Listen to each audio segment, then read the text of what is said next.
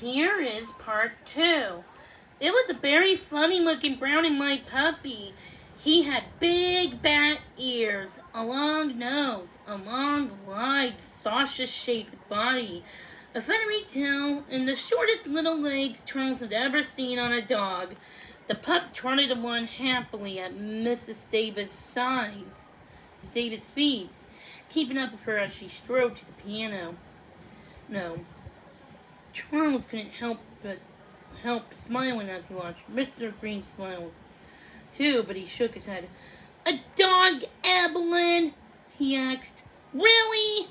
"Oh, I'm sorry," Mrs. Davis said again. "This is Cooper.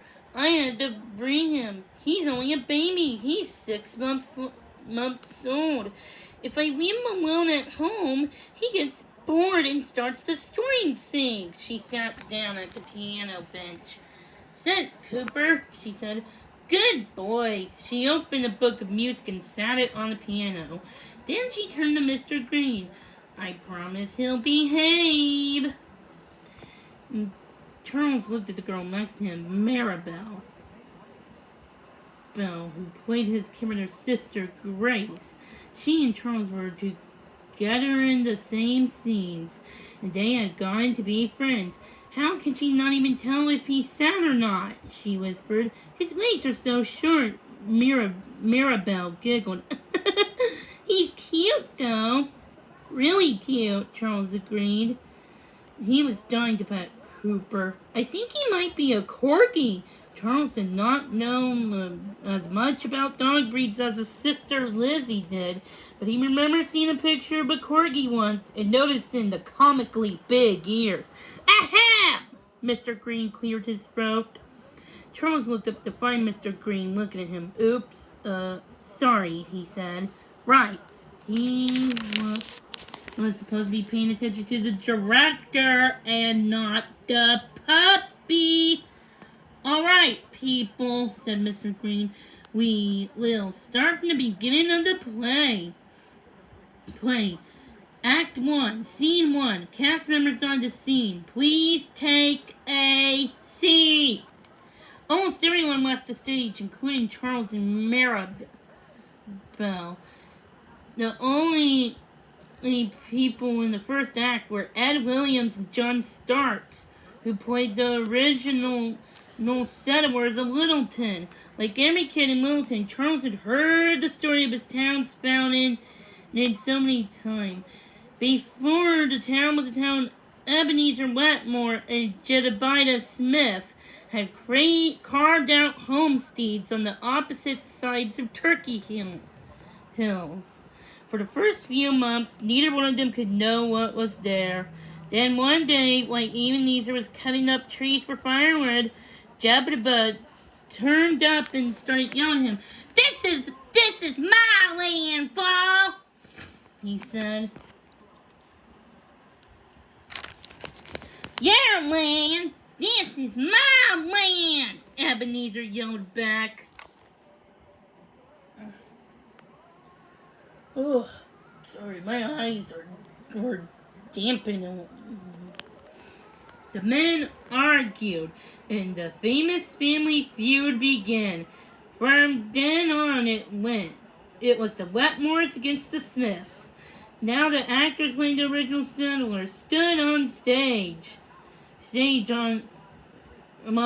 Green explained the way he wanted the scene to go. "You'll enter from the left," he told Ed Williams, "and when you see Ebenezer, you'll be surprised, then angry."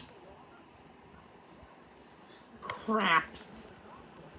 You'll stop right about here," he pointed to a spot on the stage, "and start shouting."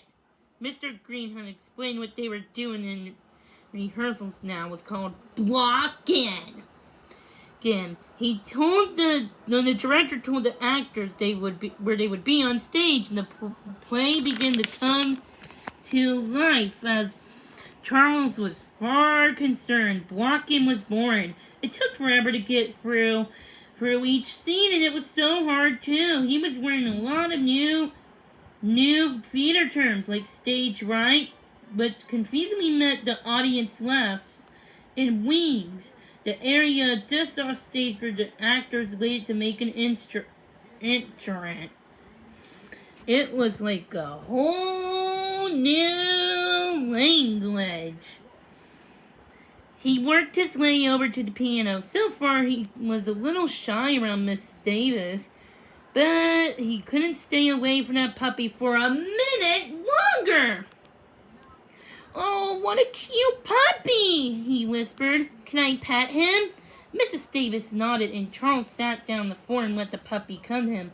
"Hi, Cooper," he said real softly when the puppy sniffed at his hand. Cooper seemed like a happy, confident pup.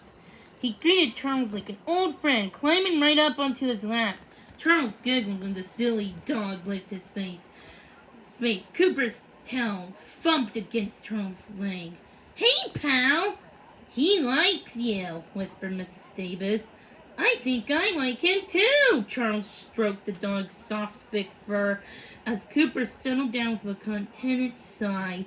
The puppy's wide body was surprisingly heavy, but he was small enough to mostly fit on Charles' lap. And for the first time play rehearsals had started.